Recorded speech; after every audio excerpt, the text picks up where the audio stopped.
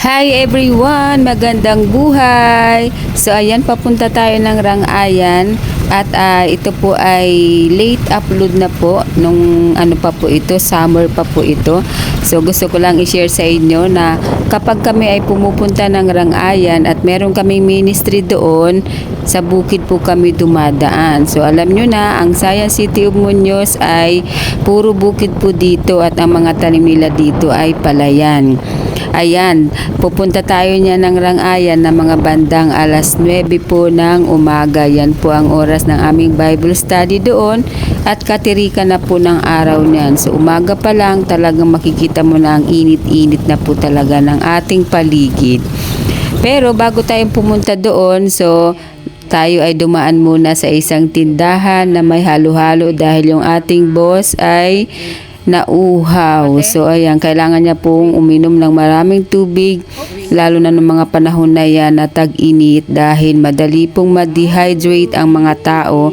So kailangan natin mapuno ng tubig ang ating katawan ng mga panahon na yan. At tayo ay umorder na rin ng halo-halo dahil mura lang po yan. Bumili na rin tayo ng halo-halo niyan. So ayan mga kapatid, tayo ay nag-stop over muna dito sa isang tindahan sa may Rangayan para bumili ng ating mamimerienda bago tayo pumunta ng ating Bible study. At ayan nga, nagtatakal na si ate ng mga sahog ng halo-halo. So, kakain na tayo niyan at syempre, enjoy natin yung ating mga merienda niyan at bibili tayo ng biskwit niyan. Sasabayan natin ng biskwit yung ating halo-halo.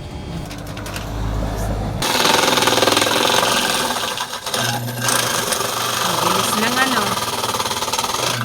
Hindi ka na magkukudkud ng mano-mano. Sarap. Punta dito sa pwesto na aking malamig. Ayan, mainit. Ako nga nagutom na rin eh. Sobrang kailangan natin ng tubig para more hydrate. Sapate? Drink. Drink your Ayan na yung ating halo-halo. Yummy. Halo-halo plus water. Halo-halo for you. Sarap.